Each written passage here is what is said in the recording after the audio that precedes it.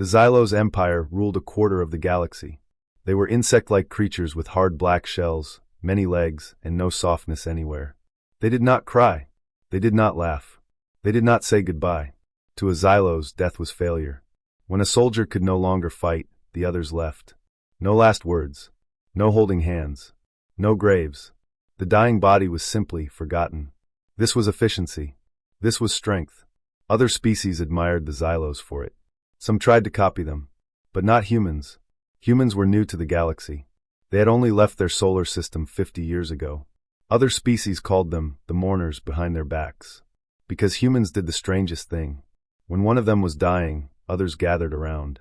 They held hands. They whispered things. They cried.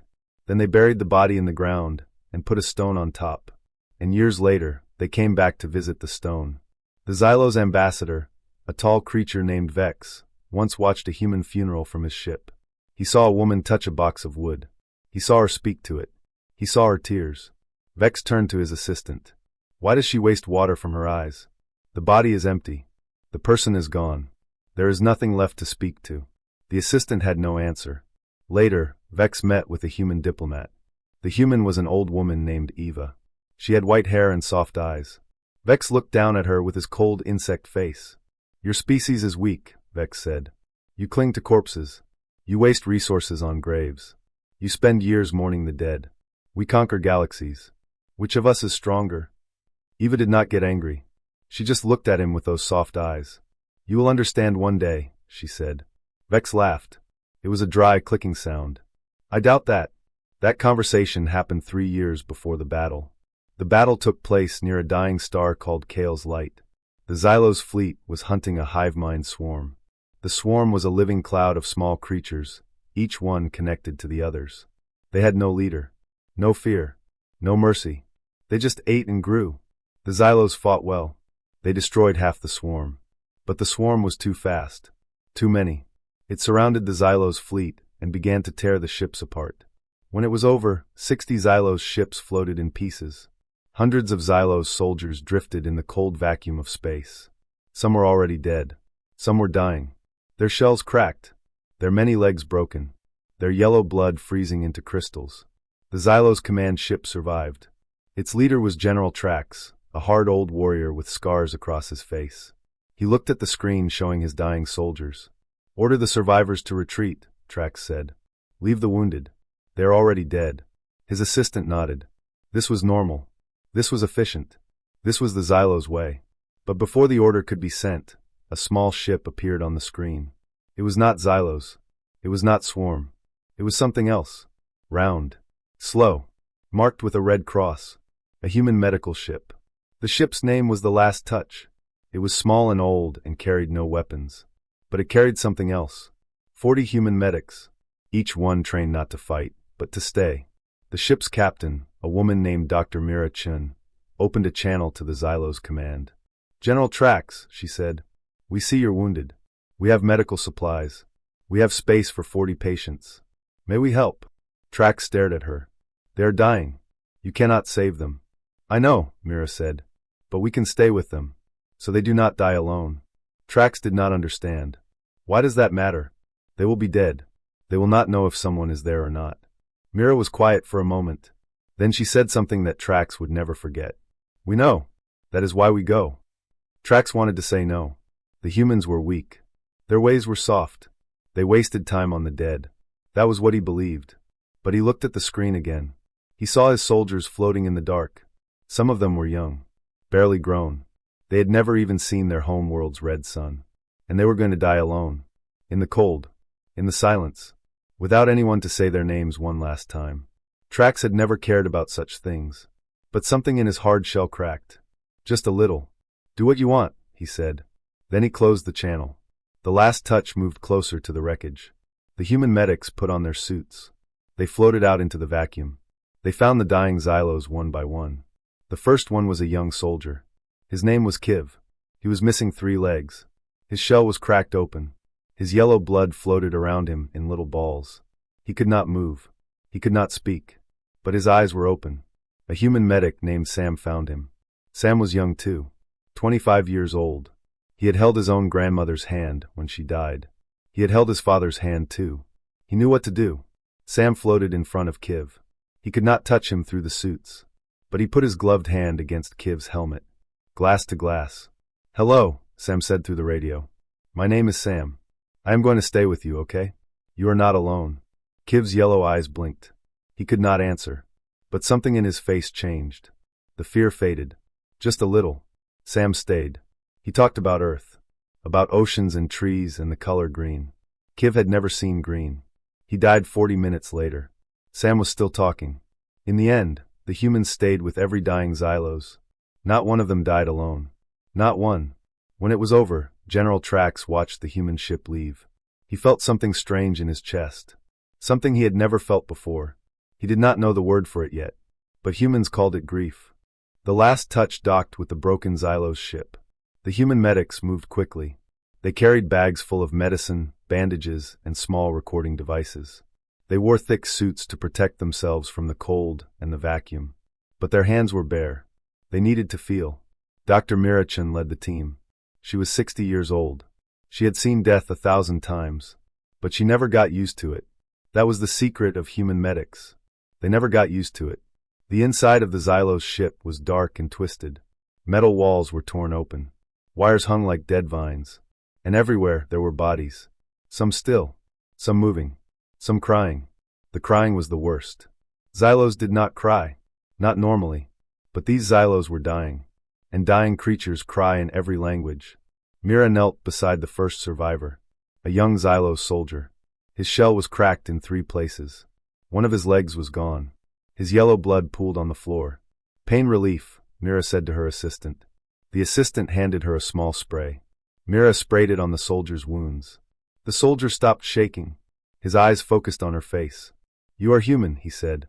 His voice was weak. "Yes," Mira said. "I am here to help." "Why?" Mira did not answer with words. She just took his claw in her bare hand. His shell was cold. Her skin was warm. The soldiers stared at their hands. No Xylos had ever held his claw like that. Not when he was born. Not when he was hurt. Never. "What is your name?" Mira asked. Tak, the soldier said. "Hello, Tak. I am going to stay with you." "Okay."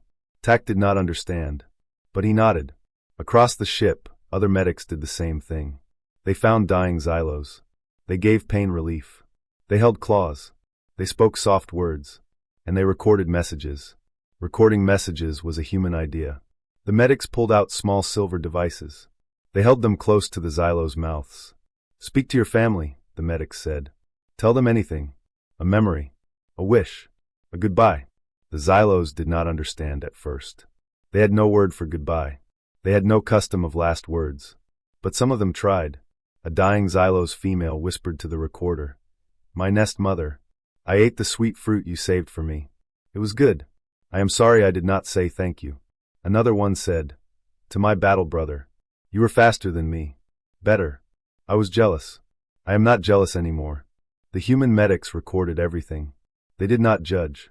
They did not rush. They just listened. Then they found the commander.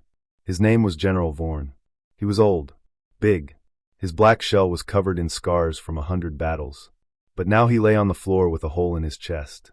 His breathing was slow. His eyes were half closed. A young human medic named Sam knelt beside him. The same Sam who had stayed with the young soldier Kiv. Sam had dark skin and tired eyes and very gentle hands. He gave Vorn pain relief. He held his claw. He waited. Vorn opened his eyes. He looked at Sam. "Why are you wasting time on me?" Vorn whispered. His voice was rough like stones grinding together. "I am already forgotten. My fleet is gone. My soldiers are dead. My name will not be spoken again." Sam did not look away. He held Vorn's claw a little tighter. "No one is forgotten while I am here," Sam said. "You will not die alone." Vorn stared at him. For a long moment, the old general said nothing. Then his hard face broke. Not into tears. Xylos could not cry. But something behind his eyes broke. A wall he had built for 200 years. "You are strange creatures," Vorn whispered. "Yes," Sam said. "We know." Then Vorn closed his eyes. His breathing slowed more. Sam thought he was dying. He started to speak soft words. About Earth. About the ocean. About how the sun felt on his skin. But Vorn did not die. His breathing steadied. His color changed from gray to black. His eyes opened again. This time they were clear. Sam stared at him. "General? Can you hear me?" "I can hear you," Vorn said. "And I am hungry." Sam laughed. He could not help it. A dying general, a broken ship, a galaxy at war. And all he could do was laugh. He called for help. Other medics came. They worked for 4 hours. They stopped the bleeding. They sealed the hole in Vorn's chest. They gave him fluids and medicine and warmth. Vorn survived. 3 weeks later, he stood before the Xylos High Council. He was thinner than before. His shell had new scars. But he stood straight. His voice was strong. The council members looked at him with cold eyes.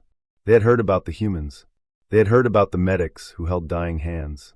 "General Vorn," said the oldest council member, "you were left for dead. Humans found you. They saved your body. Is that correct?" Vorn nodded. "Yes, but that is not what they saved."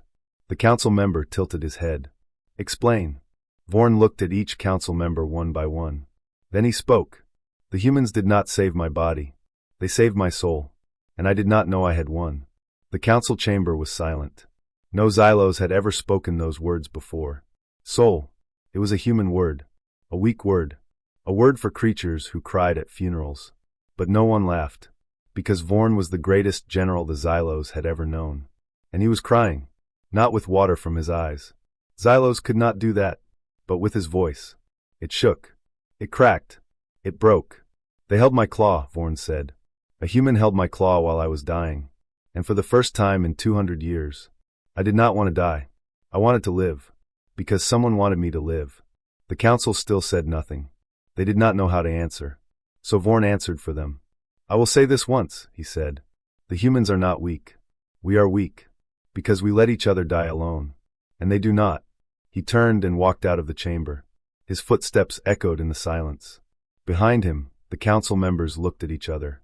For the first time in their history, they had no orders to give. No commands to issue. They just sat, and thought, and wondered if they had souls too. The plague had no name. It spread too fast for names. It started on a trading station near the center of the galaxy. Within 6 months, it had touched every species, every world, every family. The plague attacked the nervous system. In the first stage, victims felt tired. Nothing more. In the second stage, they lost feeling in their hands and feet. In the third stage, they could not move at all. Their eyes stayed open. Their minds stayed awake. But their bodies became prisons. They could not speak, could not blink, could not swallow.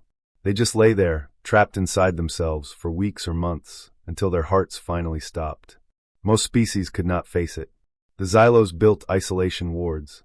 They placed the paralyzed in rows of white beds. Machines fed them. Machines cleaned them. Machines watched them die. No visitors. No voices. No touch. It was too painful to watch. Too expensive to care for. The Xylos called it efficient. Other species did the same. Some used drugs to end the suffering early. Some simply left the sick in empty rooms. No one judged them. Everyone understood. The plague was horrible. The dying were already gone. Why waste time on corpses? Humans disagreed. When the plague reached Earth, humans did not run. They did not build isolation wards and forget. They built hospitals. Real hospitals. With windows and gardens and chairs for visitors. Thousands of humans volunteered. Not doctors and nurses only. Ordinary people. Teachers. Farmers. Retired soldiers. Teenagers.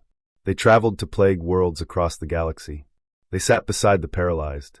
They held hands that could not hold back. They read books aloud. They played soft music. They described the sky outside. A human nurse named Maria Sanchez became famous. Not because she wanted to be. Because she spent 3 months sitting next to a Xylos scientist named Dr. Kivax. Dr. Kivax was brilliant. He had discovered cures for 3 diseases before the plague took him. Now he lay on a white bed, staring at the ceiling, unable to move. His eyes were open. His mind was awake. But his body was a cage. Maria sat beside him every day. She talked to him even though he could not answer. "Good morning, Dr. Kivax," she would say. "It is Tuesday. The sun is bright today. There is a bird outside your window. A small one. Brown feathers. It is looking at me like I am crazy." She read him his own research papers. She knew he could not understand her voice. But she read anyway. Page 14. The molecular structure of the third enzyme. You wrote a note here in the margin. It says check again. I do not know what that means, but I am reading it. She held his hand. His cold, still, three-fingered hand. She held it for hours. The Xylos who ran the isolation ward thought she was insane.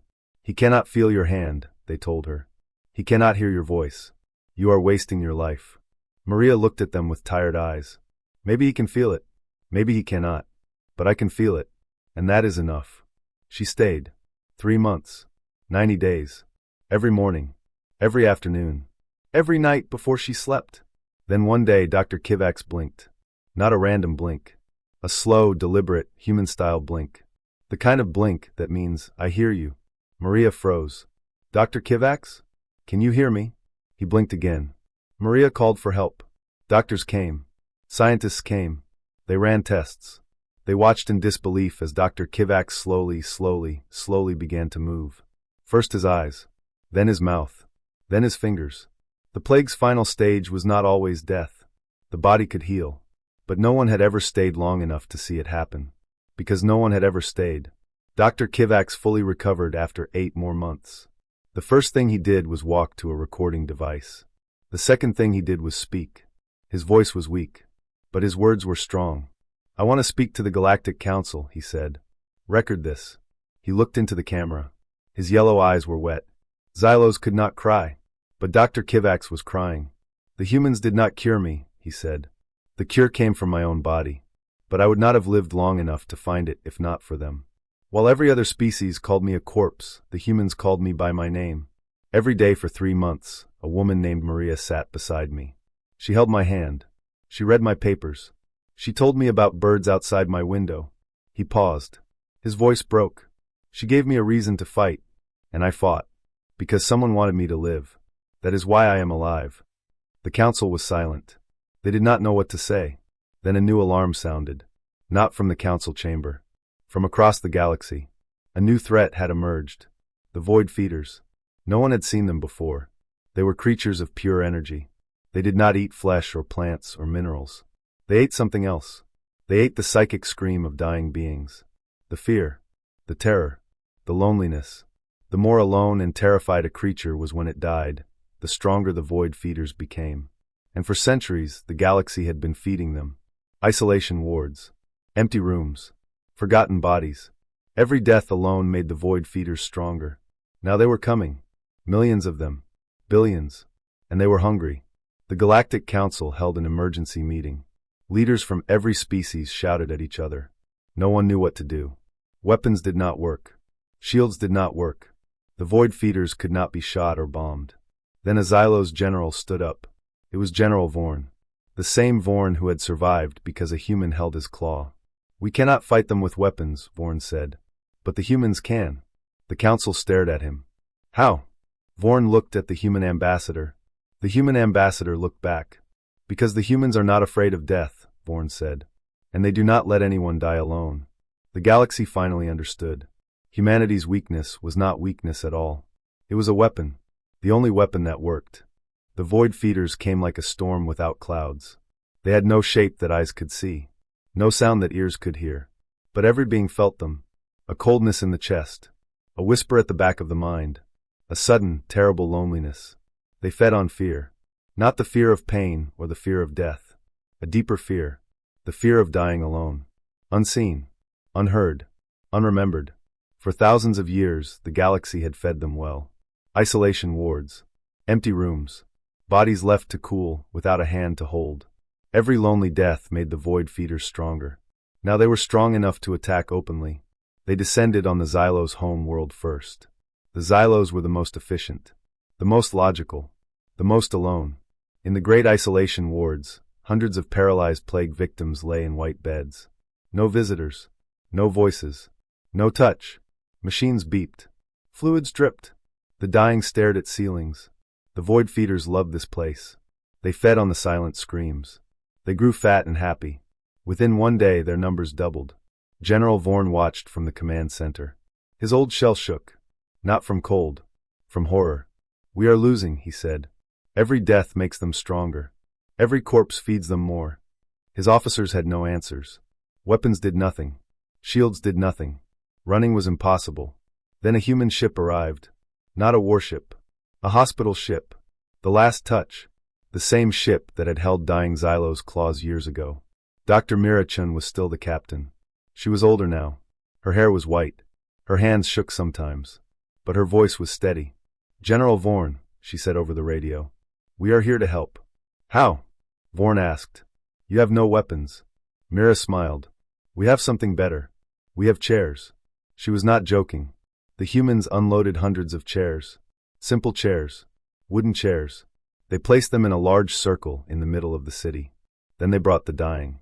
Not one by one in white beds. Together. In the same room. Facing each other. The Xylos watched in confusion. What are you doing? They asked. We are having a vigil, a human volunteer said. A death vigil. When someone is dying, we sit with them. We do not let them be alone. The Xylos did not understand. But they watched. The humans sat in the circle. Each human held the claw of a dying Xylos. They held hands with each other too. A chain of warmth. A web of touch. Then they began to sing. Human songs. Old songs. Songs about love and loss and the sun coming up tomorrow. The words did not matter.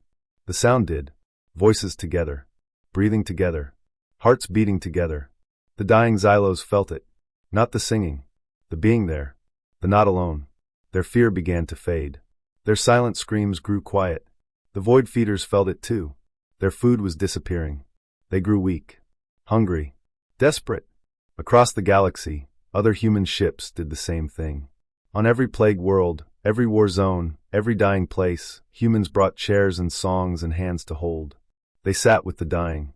They told jokes. They read poems. They described the sky. The dying stopped being afraid. They were still dying. But they were not alone. And without fear, the void feeders had nothing to eat. The storm began to break. The cold faded. The whispers stopped. Then something new happened. A voice. Not heard with ears. Felt in the mind. Cold. Ancient. Hungry. Why? The voice asked. Why do your dying not scream? Why do they smile? The human ambassador, an old woman named Eva, stood before the Galactic Council. She was the same Eva who had spoken to Vex years ago. The same soft eyes. The same calm voice. She looked up at the ceiling, knowing the void feeders could hear her. Because we taught them that death is not the end of love, she said.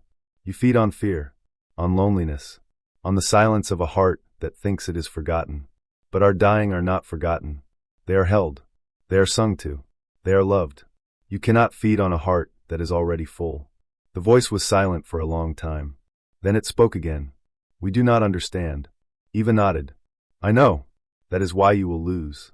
The void feeders retreated. Not because they were defeated by weapons. Because they were confused by love. They had never seen it before. They did not know how to eat it. So they left. Slowly at first. Then faster. Until the cold was gone, and the whispers stopped, and the galaxy was quiet. The war was over. Not won. Just ended. On the Xylos' home world, General Vorn walked through the human vigil circle. He looked at the empty chairs. The cold cups of tea. The blankets left on the ground. He found a young human soldier sitting alone. The soldier was crying. Quietly. Privately. Vorn sat down next to him.